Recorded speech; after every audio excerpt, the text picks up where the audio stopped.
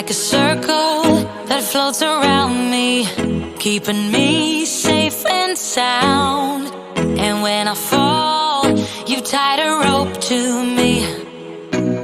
You're blessing me every day. I was down with an illusion, like a sparrow with broken wings. But now I shine with your reflection on me. I'm getting back up on my feet. That you showed up was written in my palm. You are a statement, explode like a bomb. I get to push myself to victory. You make me winner. You cut me loose and set me free. You make me win in every way. You showed me how to spread my wings. Yes, I'm the winner of the day. You cut me loose and set me free. You make me win in every way. You showed me how to spread my wings. Yes, I'm the winner of the day. Yes, I'm the winner, yeah.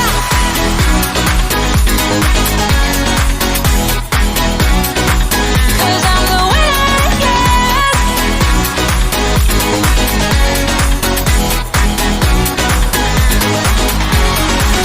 Am I awake or am I dreaming? So far gone, I won't look back. And when I move, there ain't no stopping me. You're pushing me up to the top. I saw the clouds looking angry, but then the sky reached my mind. And when I space out, I see the possibilities unfolding the way that I want. That you showed up was written in my palm. You are a statement, explode like a bomb. I get to push myself to victory. You make me winner. You cut me loose and set me free. You cut me loose. You make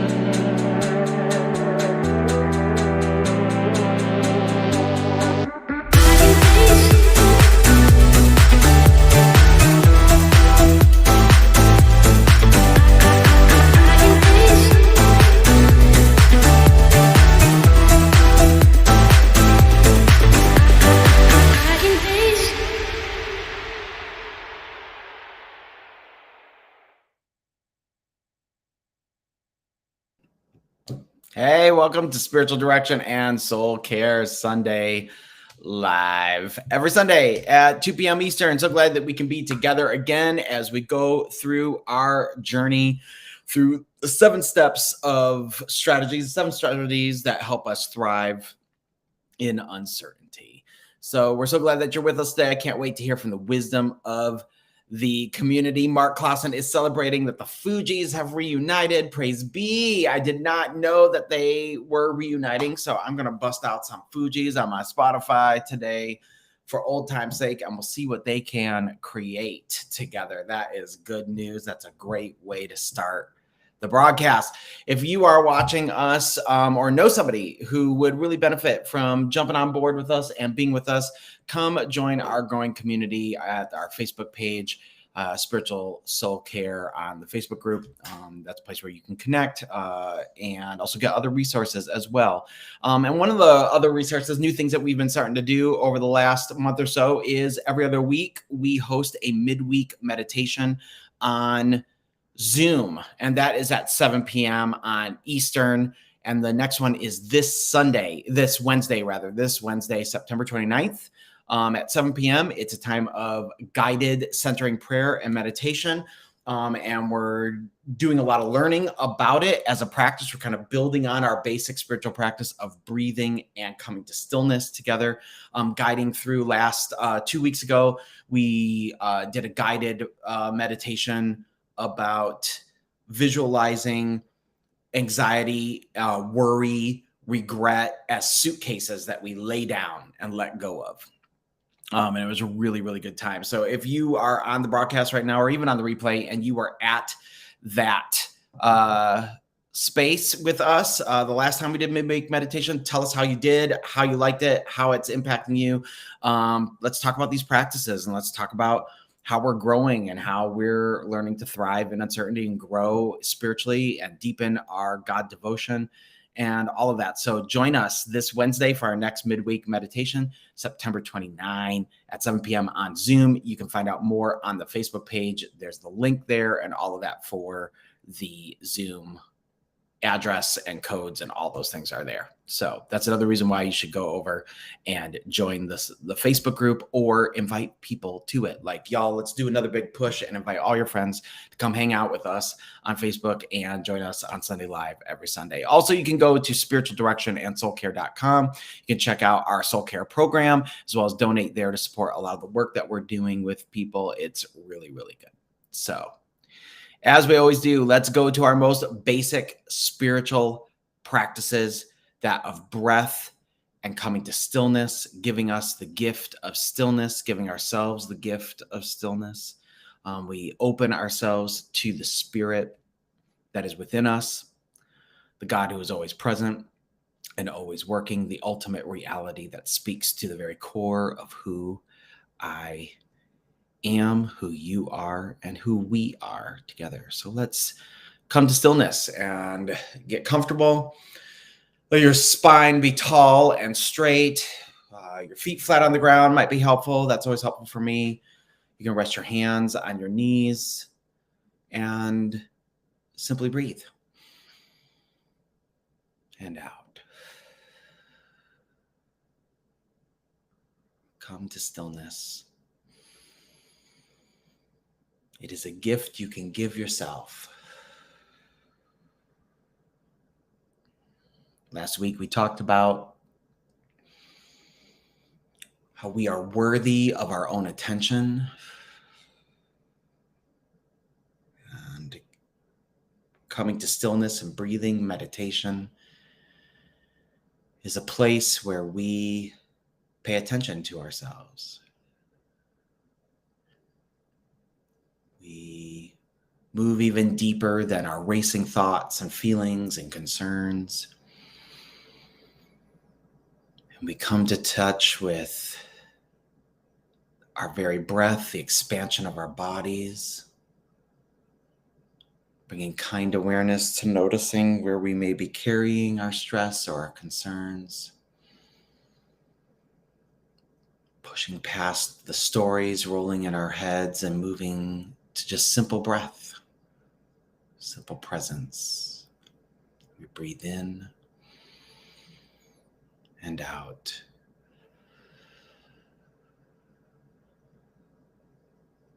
And in and out.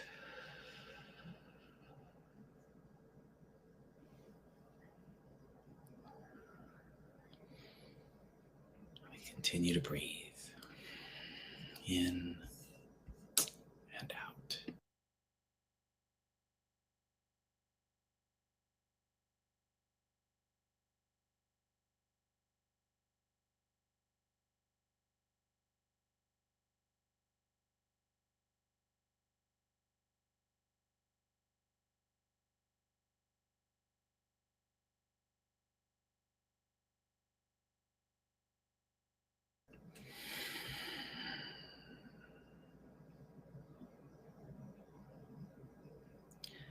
If you find your mind racing, that's okay.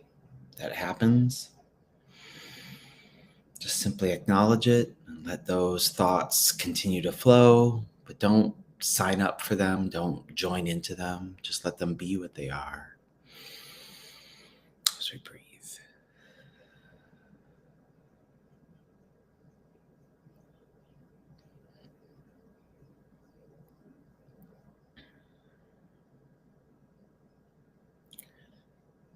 If you come to this space feeling unsettled,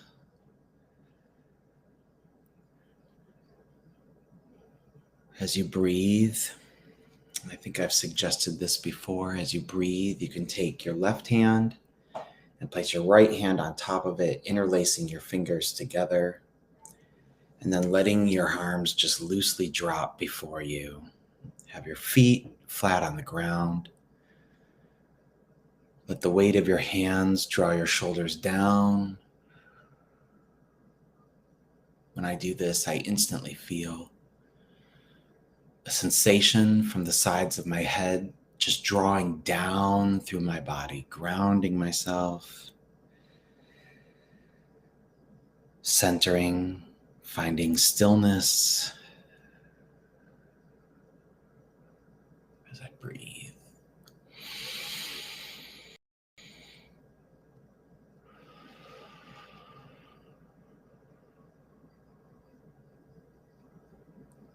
Let that sensation, let your anxieties, let your thoughts follow that weight, that energy downward and out.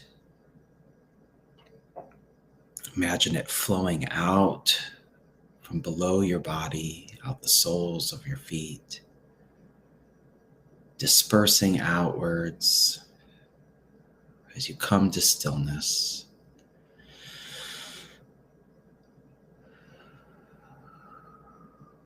As you release all that you're carrying. And flowing behind it is the presence and light of God, the Spirit that is within you always. As we breathe and are still.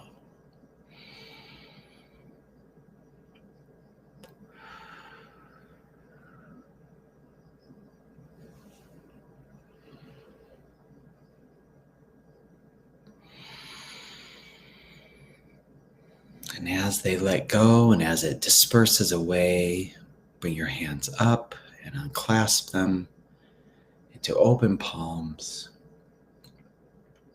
A sign of openness and awareness to the Spirit of God who is working, who is our comfort, who is our peace.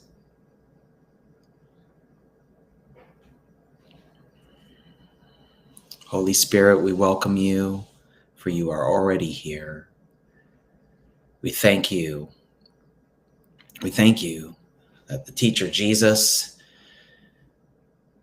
called you Spirit, Comforter, Counselor, Advocate. And so today we ask for wisdom and we ask for alignment with that comforting work, that you would console us and give us an imagination for comfort, and for how we may comfort ourselves in ways that deepen our connections to you, ourselves, and others, to flourishing, to peace, to health. Amen. Amen. How do you feel? How do you feel? Jill has a comment in here. She says, I love the suitcase meditation. This was at midweek meditation and ended up using it for another group that she led this week, and they loved it too. So you don't want to miss these Zoom midweek meditations. You want to make time. I don't care what time zone you're in. Put it in your calendar and get there, because these are really simple, guided ways into transformation, guided ways into healing, guided ways into peace that are teaching you tools. Like once you do it, you can always go back and visualize it yourself and do these meditations yourself. You're just learning, and we're learning together, and then we're sharing with each other about how it's impacting. It's opening up powerful conversations. It's opening up real sharing and real connection with other people in the community. So come and check out midweek meditation. It's transformative. It's something I look forward to every other week. I love doing it. I love leading it. I love being encouraged and impacted by it. We had an incredible conversation this last time around afterwards. So do it. Diane says, I'm back in my office on Wednesdays. I miss them a lot. That's okay. Maybe we should start recording it and posting it so people can join along in it. We'll keep talking about it, see what it is. Or maybe we can find some other spaces where we do it, or maybe on Sundays, just to kind of like change it up. Maybe we'll start incorporating some of these scripts, like, ones that we've already done, so that people who aren't able to make it can experience it as well. Like a more intentional guided meditation to like kind of, maybe we'll do that from time to time, just so people can kind of get a sense of what it is and how it works, So that's great. We love the way we've been sharing, love the ways that we are able to encourage other and do some creative thinking together. So today we are in part three of Thriving in Uncertainty. We're in the third strategy of Thriving in Uncertainty. We're going to talk about finding healthy ways of comforting ourselves, healthy ways of comforting ourselves. And as you guys know, like, I'm not really interested in, and because of like one of our community members, Betsy King McDonald, she's really good about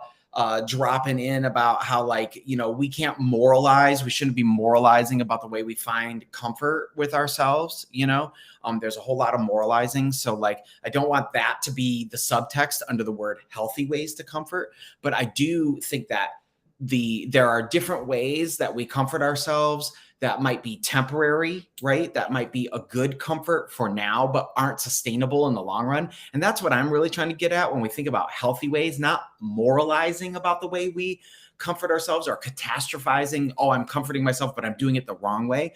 Like, if you need to eat a whole pan of brownies, like, I ain't going to judge that, and you shouldn't judge that either. But we all know that that's not sustainable, right? Like, we know that's not sustainable. So that's what I mean by healthy. I'm not interested in moralizing. I'm not interested in, like a hyper religious shame way of understanding how to get into comfort. It's important we comfort ourselves. And I want us to comfort ourselves in ways that are transformative, that support our growth, that are sustainable, right? All these things, while understanding that, sometimes you need to just turn on Netflix and binge watch a whole season of a show over a weekend or on a Saturday, right? Because life is hard and things are hard and you're not feeling good about yourself and you just need a checkout. That is totally okay to do. So I don't want to ever communicate that I'm against those things in a hard, fast way, right?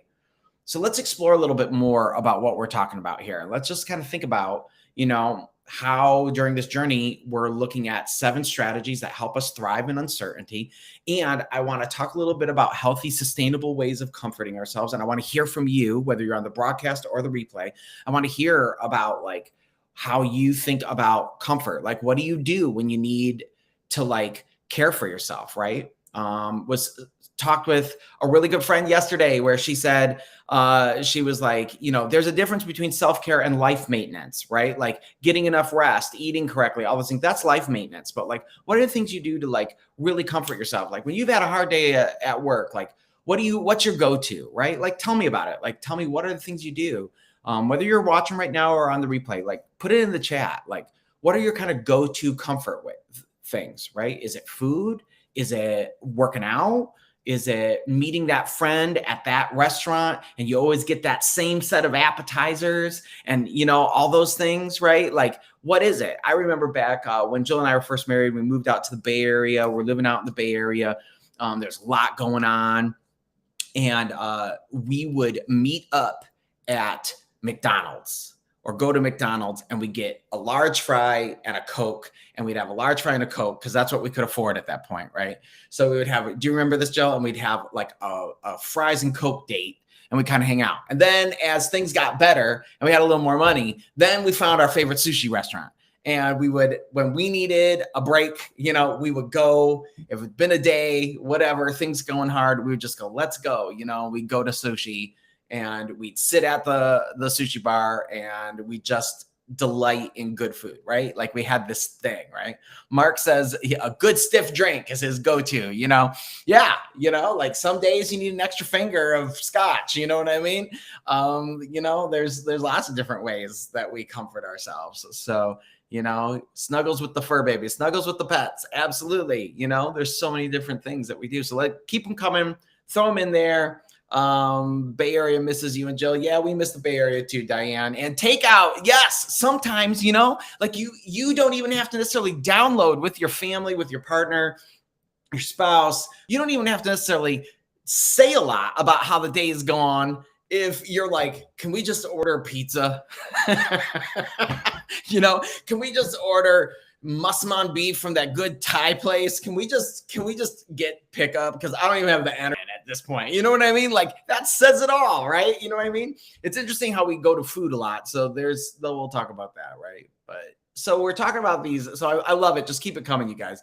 So we're going to talk a little bit more about that today, about these 7 strategies. And like I've said, these 7 strategies that we're talking about are grounded in the work of Christine Carter. And I want to give us always some insanely practical tools for the basic reality certainty that's built into life, right? And so today I really want to unpack. We've talked about practicing gratitude before, but I want to talk a little bit later. I want to give you a foretaste of like the insanely practical tool that we're going to really talk about, a gratitude journal, and how there is clinical research that is showing us how to do a gratitude journal. So it's a really intentional, structured way of doing gratitude practices that can really support this thing, right?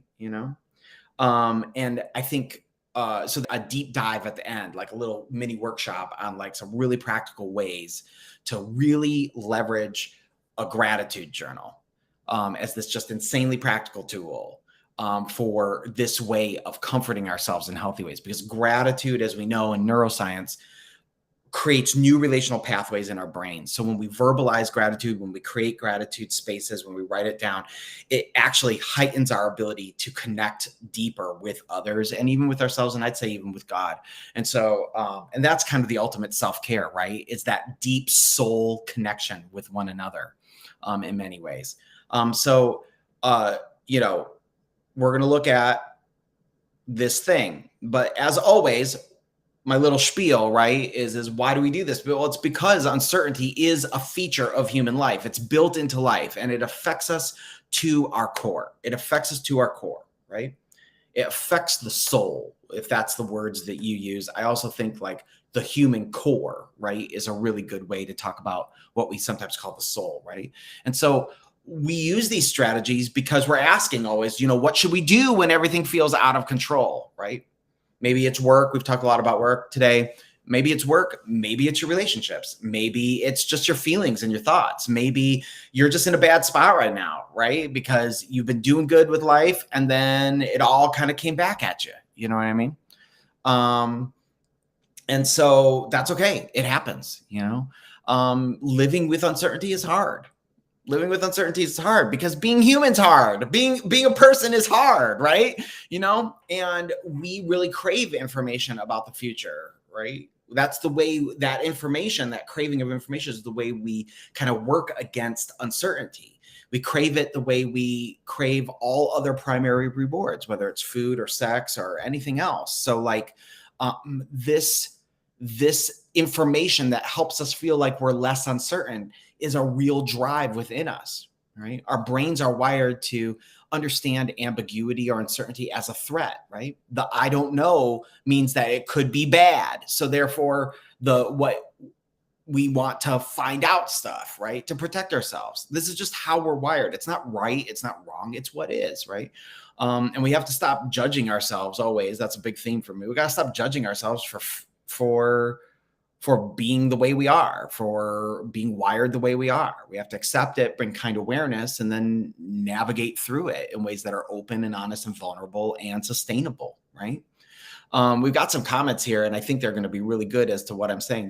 Diana Clausen says, I don't make distinction between life maintenance and self-care. I do this intentionally because taking care of myself will not always feel good. Living with chronic depression and anxiety, it's important to me to include healthy eating, exercise, and being kind to myself as self-care. Yeah. So like these primary spaces, I'm hearing you say, are really critical to kind of double down on and really make foundational, right? And intentional, right? To really kind of work in to these things. So I love that, right? And Kathy says, I really relate to that, even though I appreciated the distinction too, because self-care is often not the first thing I'd like to do, right? So maybe throw this in the chat, y'all. Why don't we like to do self-care, right? Why don't we like to do it? Why is it hard for us sometimes? Why is it the thing that we know we need, but then we don't do it? Like, why? Before we even get to healthy or non-sustainable ways of self-care, why do we resist self-care, right? It's a mystery, right? What is it? What is it about for you, right? Like, we don't need a huge theory of, of resistance. I mean, unless you've really got something, I want to hear it. But like for you personally, right? Like, why do you resist doing the thing you know you need to do for yourself, right?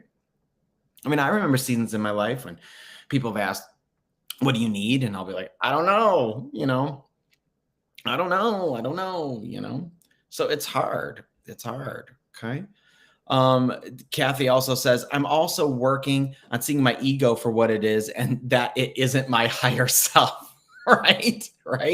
Absolutely. Judy says, I indulge in doing something creative that I really feel like doing as a form of taking care of myself. Also, I repeat the mantra, I choose to love myself more, even when I don't feel that affection for myself or know how to self-comfort in the moment. I think there's power in the choice, right? That's right. And Don says, in the past, I don't think I felt worthy. Today, I am worthy. Yes, you are. Every single one of us is. We are all worthy of our own attention. We are worthy of paying attention to ourselves. So let me know, why do you think it is that you don't want to do self-care? Let's just keep those things going in the chat, and we'll keep moving along here as we go, one of the things that we're learning, though, in these strategies that help us is that it helps us understand that sometimes it's more effective to not try to manufacture certainty in uncertainty, right? Like we've said, our brains are kind of evolutionarily rigged to shut down uncertainty, right? But, we know that we can never really know what the future brings, right? So how do we learn to embrace and inhabit the paradox of uncertainty? The paradox that we feel viscerally about like what I know I need and then what I won't do for myself in the midst of it, right? Like I've said each week, the mathematician John Allen Paulo says uncertainty is the only certainty there is. And knowing how to live within insecurity is the only security, right? So how do we cope? Right. Well, we're talking about these 7 strategies. We've talked about don't resist reality. We talked about last week investing in yourself. Right. And today we're talking about finding healthy, sustainable ways to comfort yourself. Right. Comfort yourself. Find healthy ways. So one of the most important ways we can invest in ourselves is to comfort ourselves in sustainable, healthy ways. If we're going to stay flexible with uncertainty, right? Flexibility, right? To flex and flow with our lives. We need to feel safe and secure. And when we feel uncertain or insecure, right, our brains try to rescue us by activating all these chemical systems, right? They're sometimes called dopamine systems, right? And that rush encourages us to go seek rewards, right? Food, all the primary rewards that we do, right? And that dopamine rush, it makes your temptations more tempting, right? So think of this as your brain pushing you toward a comfort item, right? Like the extra glass of wine at the end of the night instead of a reasonable bedtime, right? Or like I said, the entire pan of brownies, right? You know, or that little extra something in your Amazon cart because I deserve it and things have been hard, you know? So, right? But instead of turning maybe to social media, right, and going through the feed, right? There's a reason why they call it your feed, right? It's trying to feed your mind and feed your soul with this curated BS list of things to make you feel bad about yourself, you know? You think it's going to make you feel better, but that scrolling doesn't help you at all. It just reminds you of how bad you feel or what you don't have or what you think you should be like, right? Instead of turning to social media or junk food or the extra glass of alcohol or spending, right, to soothe rattled nerves, we do better when we can comfort ourselves in ways that are sustainable and life-giving and healthy for the long run, right? So you could make like a list, right, of healthy ways to comfort yourself, right? You could, in pandemic, you could put on a mask and go take a hike or a walk with a neighbor. Like Jill and I take walks every day. It's been crucial for our mental health, for us relationally, all of it, you know? So we take walks, take a walk with friends, schedule a call with a friend, call a friend, move past texting and actually hear each other's voice, you know? Maybe let yourself take a nap, you know? There's a power in naps. There's a whole thing out there. I think it's called the Ministry of Naps. I can't remember what it's called, but you know, you have to remember that like that story in the Bible, right? Somebody else said this one time. I thought it was brilliant. There's that story in the Bible of the prophet Elijah, and he'd had a really series of really hard days, and things weren't going well, and he was really crabby and down, and he ran away to the desert. You know, he ran away. And God shows up with angels and says, hey, and Elijah's all like, why is this happening? My life sucks. You know, and God's like, here's some food and take a nap. You know what I mean? Like, it's like one of the most amazing stories ever, right? You know, right? Yeah, the nap ministry. There it is, right? You know, nap ministry. Take a nap. Say no to the rush to have, just take a nap, you know? Make a point of it, right? It's like even God, right? I love that story. Even God showed up to somebody who was really rattled and said, you know what? You just need to eat something good and lay down. You know? Mark says naps and I don't get along, right? All right, well, find something else, man. But you get my point, right? You know? Care for self in comforting, sustainable ways. What is it, right? Maybe find a show that helps you laugh, makes you feel better, or fosters hope. I mean, I know it's probably eye rolling and I've mentioned it before and we're late to the game, but like, man, y'all, Ted Lasso has been like visual holy scripture in our house. Those episodes have been healing, not only from the humor of it, but some of the themes and things they're navigating. Like they're actually navigating some pretty real stuff. And like Jill and I are alternately laughing and crying and like, wow, you know what I mean? Like find something, right? Find something for yourself. I mean, those things may seem small, right? But they enable us to be the people that we want to be for the long term. I really believe that, you know, really, really believe that. I'll look at some comments here. We've got some comments that have been coming in, and that is awesome. Want to see here what's going on. Betsy says, if I push through, I can act like a martyr, and that's more comfortable for me than expressing vulnerability and limits. So that's I think people are starting to share like why we resist self-care, right? You know, like we find ways that are easier for us, right? You know, and that's real. That's real, because being vulnerable is hard. Saying I'm not doing good, being honest and saying I'm not doing good and I need some support. You might not be able to serve, but I got to do some things to take care of myself, right?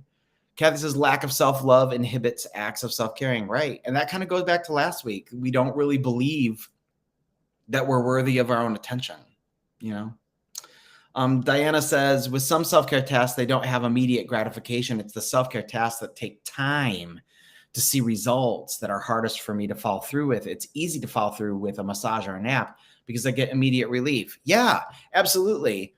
Absolutely. But still keep taking the naps, still keep getting massages, right? As you wait for the other stuff to come through, right? But that's really insightful. Yeah, some self-care takes time. Now, Mark says in therapy this week, I left with 2 mantras that I really like: invest in myself and fight apathy. Yeah. You can't give up on yourself, right? Daniel says self-care can feel like asking a lot from myself, and it's usually needed at a time when a lot is already being asked of me. It feels like just one more thing on the list and can be overwhelming. Yes, that is the other thing. We're so full of so much stuff to do that self-care sounds like a task. It sounds like another thing on a to-do list that I won't get to, that'll make me feel bad that there's something else I'm not doing well enough or right about. Yes, absolutely. That can totally get in the way. Judy says, I actually find the more difficult self-care, like taking care of health or bills, triggering until I actually get into it and doing it, whatever it is that needs to be done for my own material security. I know exactly why it's triggering, because one of my parents punished me emotionally every time I moved towards independence or self-sustainability. Man, that is deep self-awareness there, y'all, that you guys are all sharing. I love it. And then all the comments about yay naps, right? Awesome thoughts, you guys. So I really, like I said, I wanted us to really dive into kind of the nuts and bolts of not just broadly talking about the power of gratitude or keeping a gratitude journal and just like having you figure out how to do it all on your own, right? I want you to know what it looks like for us to actually start a gratitude journal, and the pace at which you do it so that it's sustainable and doesn't feel like it's something I have to do every day, and one more thing that I can't do, right? Maybe you can make it a ritual, a gratitude. It can be a joint family gratitude journal, right? Where you gather around. It's a ritual, like a couple times a week, and you get a big fat candle and light it and write your gratitude. I knew a family, they called it their victory journal, and they would light a candle and then they would write down things they were grateful for with each other. And each family member could take a turn being the scribe that would write down the things that were said. It was like this really cool ritual, right? So I want to get into that a little bit more so you can kind of really hear about the nuts and bolts of it, because I'm always committed to insanely practical tools for the spiritual journey. So it's easy to take the good things and people in our lives for granted, right? But research suggests that consciously giving thanks for the things and people in our lives has a profound effect on our well-being and our relationships. And this exercise helps you develop a greater appreciation for the good in your life. Right? In fact, people who routinely express gratitude enjoy better health and greater happiness. Okay. So here's what the research tells us. Why does this work? Why does it work? Why does a gratitude journal work? Right? Well, it's important to analyze and learn from bad events. Like it's important to sometimes look back on the stuff that hasn't worked out, or look back at spaces and people that are like, ugh, for you. You know what I mean? We tend to think too much about what goes wrong. And we tend to be drawn toward what has been taken or what has been lost, right? Because we have this negative trait bias, right? And we don't tend to spend enough attention on what has gone right and what is going right in our lives. And so a gratitude journal forces ourselves to kind of pay attention to the good things in life we otherwise take for granted. So in that way, we start to become more attuned to the everyday sources of pleasure around us, right? The everyday good things that are actually all around you all the time, right? And when we shift toward that, then the emotional tone and our focus of our life can shift then in really profound ways. And what's more, actually writing about these events is key, because research shows us that translating thoughts into concrete language, right? Whether saying it, typing it, writing it, it makes us more aware of them, and it actually deepens the emotional impact our gratitude and these good things have on us. So this is the power of self-healing. This is one of the pathways of self-healing and self-care that is embedded in us, that's hardwired in us from a research standpoint, from a physical, biological standpoint, right? And it's like, this is key to the clinical basis, like the physical basis of the spiritual life, right? Like I always say, right? The big mistake we make is that when we talk about the spiritual life, we think that we're talking about something other than being a human and living the human life, right? And if you're really, really interested in going deeper and you want to see the evidence of how it works, there's this book called Counting Blessings versus Burdens, an experimental investigation of gratitude and subjective well-being in daily life. And it's a essay, I believe. It's an essay, I believe, or it might be in a journal. I'm going to put it in here. And it was written by a person with the last name Emmons, for you to look at. So the author's last name, I'm going to put it in the chat here. The author is Emmons. Okay. It might be on a journal if I remember correctly, but yeah, it's from a journal. So you might have to dig around a little bit, but if you can't find it, I'll dig around. Just let me know. Send me a private message and I'll try to find it for you. Okay. So when they did the research that Emmons and McCullough did, participants who kept a gratitude journal for 10 weeks, right? Like I think it was like 2 to 3 times a week for 10 weeks, or daily for just 2 weeks. Okay. They experienced more gratitude. They experienced improved mood and outlook. They experienced markedly measurable optimism about the future and better sleep. So, how do you do this in a way that clinically and practically can shape and form your core, right? And care for yourself, right? How do we do it? Well, first off is this. First thing, I'm going to put these into the chat, okay? First thing is the time required, okay? Time required is 15 minutes per day, at least once per week, for at least 2 weeks. Okay. Studies suggest that writing in a gratitude journal 3 times per week for longer than 2 weeks, right, might actually have an even greater impact on our happiness and our well-being than journaling every day does. So gratitude-focused journaling 3 times a week for 15 minutes a week, 15 minutes a pop, right, is more beneficial to us spiritually, practically, clinically speaking, than journaling every day is, the research shows us, right? So that's the time required. 3 times a week, 15 minutes a pop. Now, how do you do it? Well, there's no wrong way to keep a gratitude journal. Like I said, you could get the candle out, make it a family ritual, right? Have a whole conversation, right? But here are some general instructions, okay, that can get you started. Right. So if you're writing these down, I'll throw these in the chat. Right. So how to do it. Oops, I hit the wrong button. There we go. How to do it. Well, how to do it. We have this.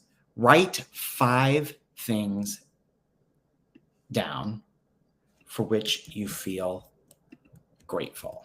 Okay. I'm going to put that in the chat. Okay. Write 5 things down for which you feel grateful. Because the physical record is important. Don't just do this exercise in your head. The things you list can be seemingly small in importance, like I had a really amazing, tasty sandwich for lunch today. Some of you who know me know that like every sandwich I have for lunch every day is tasty and amazing and the best sandwich I've ever had, right? But maybe for you, it really was really good and it hit the spot, right? So it could be relatively small, or it could be relatively large. You could say, oh, my sister gave birth to a healthy baby, right? Or whatever it is, right? The goal of the exercise is to remember a good event, an experience, a person, or thing in your life, right? And then enjoy the good emotions that come with it. Like one of the things for me, you guys, is, I joke around about how I bought a Ford F-150, for in January, February of 2020. We joke around about how it's my midlife crisis car, but every time I go out to that truck with its 4 doors and its beautiful deep red paint and its double sunroofs and its step side rails and its perfect hardcover on the back, I love getting in that car every day, you guys. I just go, this is the best car I ever had. And it just makes me happy.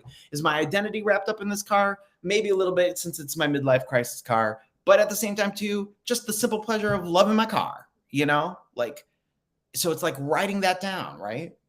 So good events, experiences, persons, things, even things in your life, and enjoy the good emotions that come with it, right? You just write down 5 things for which you feel grateful for. Now, that's the first step, right? That's the easiest part. That's all you do. But as you write, here are 9 important tips, okay? 9 important tips for how you're writing, okay? First one is, I'm going to put it in the chat, be specific as possible. Be specific as possible. Being specific is the key to fostering gratitude. Saying, I'm grateful that my coworkers brought me soup when I was sick on Tuesday, right? Or is way more effective than saying, I'm grateful for my coworkers, right? Be as specific as possible. Second one is go for depth over breadth. Go deep. Elaborating in detail about a particular person or thing for which you're grateful carries more benefits than a superficial list of many things, right? So go deeper. That's why specificity, being specific, draws you deeper, and go way deep with the things of why you are grateful for that person, thing, event, whatever, right? The third tip is get personal. Get personal, okay? Focusing on people to whom you are grateful for has more of an impact than focusing on things for which you are grateful for. So while, like I said, like I love my truck and it makes me happy for a few minutes, right? You know what I mean? It is better to just to focus on the people, the real life people, right? You know, the persons, even your fur babies, right? You know, like get personal, focus on the people that you're grateful for, right? Here's the next one. This is going to sound weird. Try subtraction, not just addition. Try subtraction, not just addition. What do I mean? Well, consider what your life would be like without certain people or things, rather than tallying up just all the good stuff, right? Be grateful. Be grateful for the negative outcomes you avoided or escaped or prevented, or the negative outcomes that you are even right now turning into something positive. Every single one of us has something negative happening all the time. Let's just be honest. Because like I've said, being a person is hard, life is hard. And even if everything out there could be made perfect, you still got to look at yourself in the mirror and deal with you, right? But we all are navigating through negative realities and learning to reframe them. Right? You have the power to reframe them, that structural narrative of your life. You have the power to restructure the story of your life by telling yourself a different story. So even those things, right? So be grateful for the negative outcomes that you are turning into something positive. Try not to take that good fortune for granted, right? Like think about what couldn't have been, right? Right? Next one, see good things as gifts. See good things as gifts. Gifts. Thinking of the good things in your life as gifts guards against taking them for granted. So try to relish them and savor the gifts you've received, right? Maybe when it's time to write that mortgage check, you know, pay your mortgage once a month, instead of being like, ugh, you know, maybe it's like, man, I'm so glad I have a place to live. You know what I mean? Like, I don't know, right? Savor the gifts you've received. Everything good around you is a gift, right? The clothes on your back, the device you're watching this on, the fact that you're alive today, right? And learn to enjoy surprises, right? Savor surprises. Try to record the events. That's the next thing, right? Savor surprises. Delight in surprises. Try to record events that were unexpected or surprising, because those tend to bring out stronger levels of gratitude, right? And another tip is revise if you're repeating, right? Revise if you're repeating. Writing about the same people and things is okay, but zero in on a different aspect of that in detail, right? You're going to learn whole new levels of appreciation for the people around you, right? Mark says, like that Tupac line, I love paying rent when the rent's due. Yes, the wisdom of Tupac, y'all. Absolutely. Absolutely. And here's the last couple tips. Write regularly. Write regularly. Okay. Whether you write every day for 2 weeks, right? Or once or twice a week, commit to regular time to journal and then honor that commitment. Okay. But here's the last tip. And this is the only negative one, right? Don't overdo it. Don't overdo it. Like evidence is suggesting writing occasionally, 1 to 3 times per week is more beneficial, like I said, than daily journaling. And that might be because we adapt to positive events and can soon become numb to them, right? And that's why it's helpful to savor surprises, right? So those are those nine tips. You get a journal, write 5 things down at each session for which you're grateful.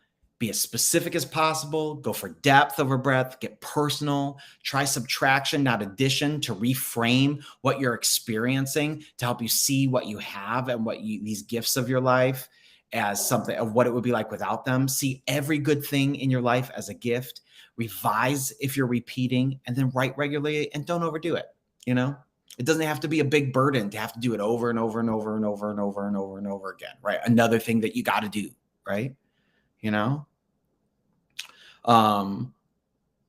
Betsy says, like the surprise of locking our keys in the car in the middle of a 50-degree wilderness. Boy, oh boy, did I experience gratitude for a partner who didn't hold the mistake over my head and for AAA. Yeah, that sounds like it. That's a story right there, right? You know what I mean? Like, oops, I guess I'm going to be locked out of my car. Glad I got people who can come and help me, right? Thank God for AAA. That's amazing. That is absolutely amazing. And Betsy put in here earlier too, 5 things she's grateful for. Daniel King, McDonald, for every minute of every day, all the things. My home, apple tree grafts are taking. Many, many times have failed, now experiencing limited success. A new book I received as a gift made me feel known and celebrated. And Ted Lasso, because these fictional characters are my friends now. And the only person who swears more than me is Roy Kent. So, you know what? As we wrap up this journey, everybody, you throw in a couple things that you're grateful for today. What are like 5 things that you're grateful for? Let's type it out, write it out, right? And like Betsy, let's share it. Even if you're watching on the replay, what are 5 things you're grateful for today? Let's throw them in the comments. What are we grateful for today? So I'm going to start writing mine too. I'm going to put some in here as well. But let me know what you're thinking. How is this striking you guys? A gratitude journal. And so I'm really hoping that it's like really nuts and bolts for you today. As we talk about what it means to comfort ourselves in healthy ways, you know what I mean? And in a new way. Like I don't know if we've ever thought of gratitude journals as a way of self-comfort before. That's what I love about this, right? Because like a lot of times I think we think of gratitude in that kind of moralistic way of like, well, I'm not being grateful enough, so I need, we think of it in more of a vaguely spiritual practice sort of way, as opposed to a way that science shows us is actually a pathway for self-care and improve our well-being,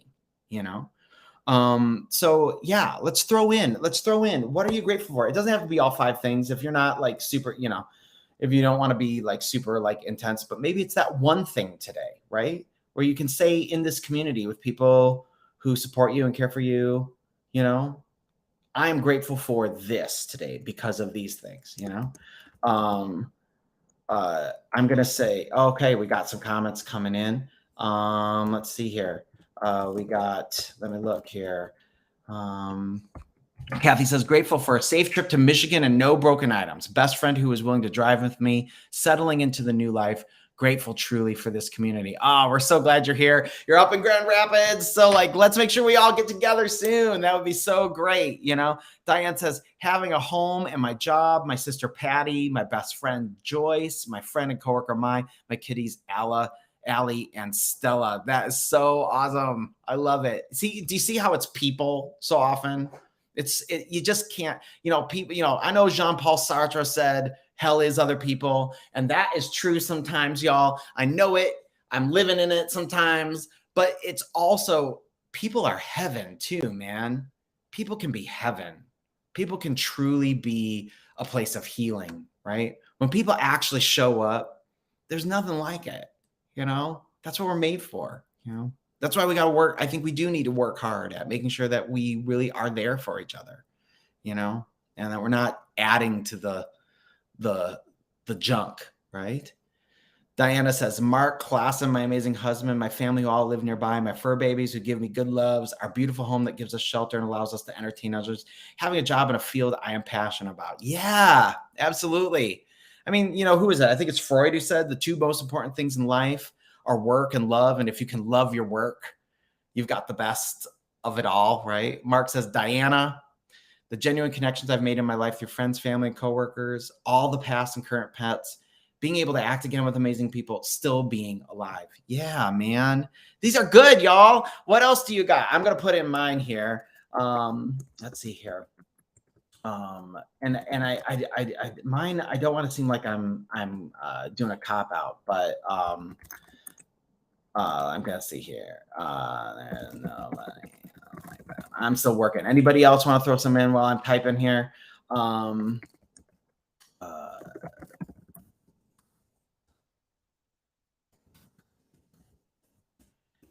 I'm typing. If you're watching on the replay, just throw in your stuff too, okay? Put it in the chat, and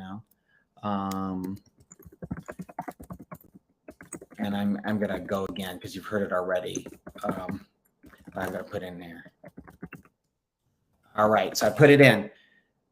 A beautiful baby, Jill Claire, my kids, all three of them, because there's nobody like them.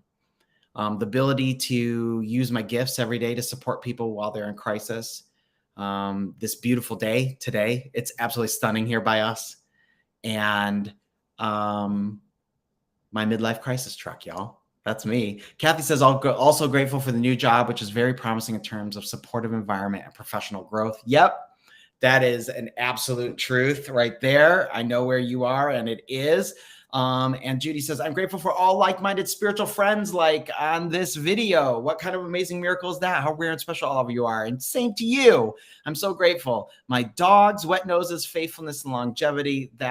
It's absolutely gorgeous weather out. My grown children's well-being. And to have my true mother, not her mentally ill personality, back with me, even if she has much more memory loss and cognitive decline. We tell each other we love each other every night. Oh my gosh. I'm going to start crying. That's so awesome.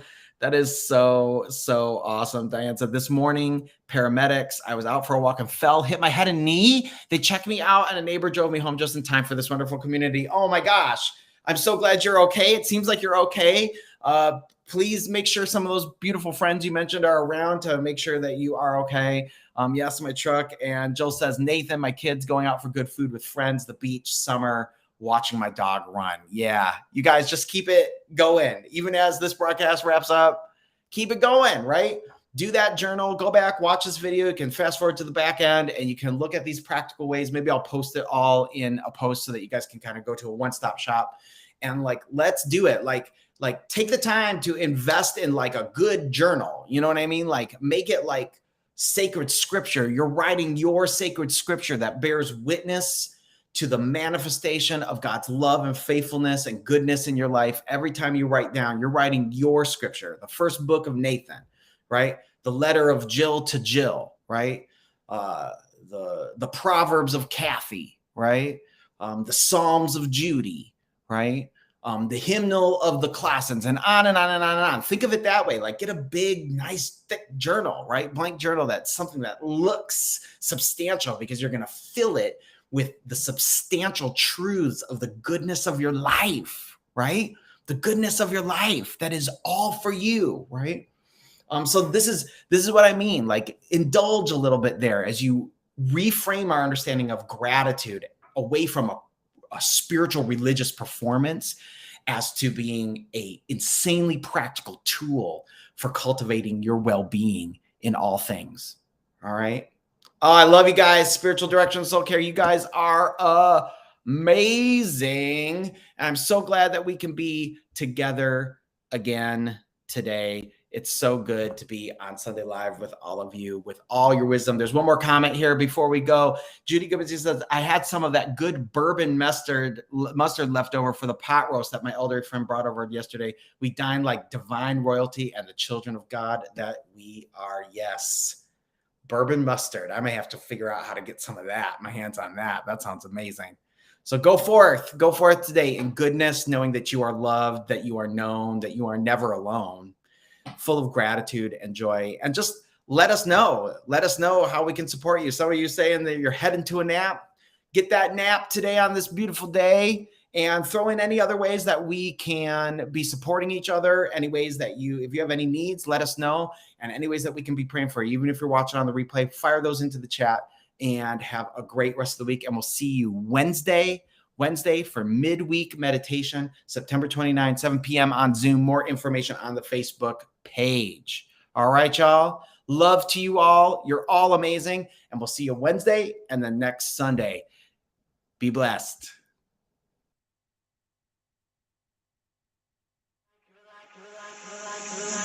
You're like a circle that floats around me, keeping me safe and sound.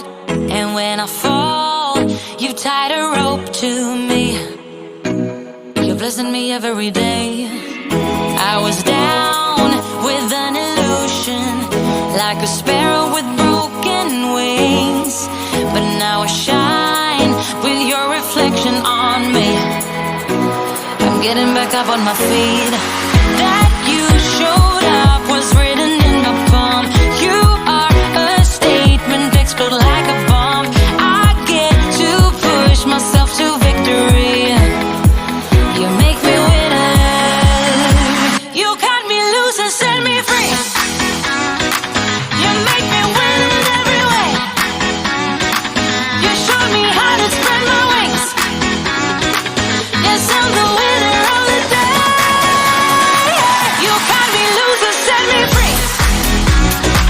You make me win in every way. You showed me how to spread my wings. Yes, I'm the winner of the day. Yes, I'm the winner, yeah.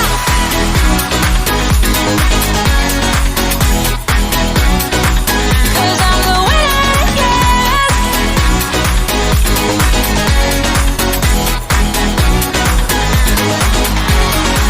Am I awake or am I dreaming? So far gone, I won't look back. And when I move, there ain't no stopping me. You're pushing me up to the top. I saw the clouds looking angry, but then the sky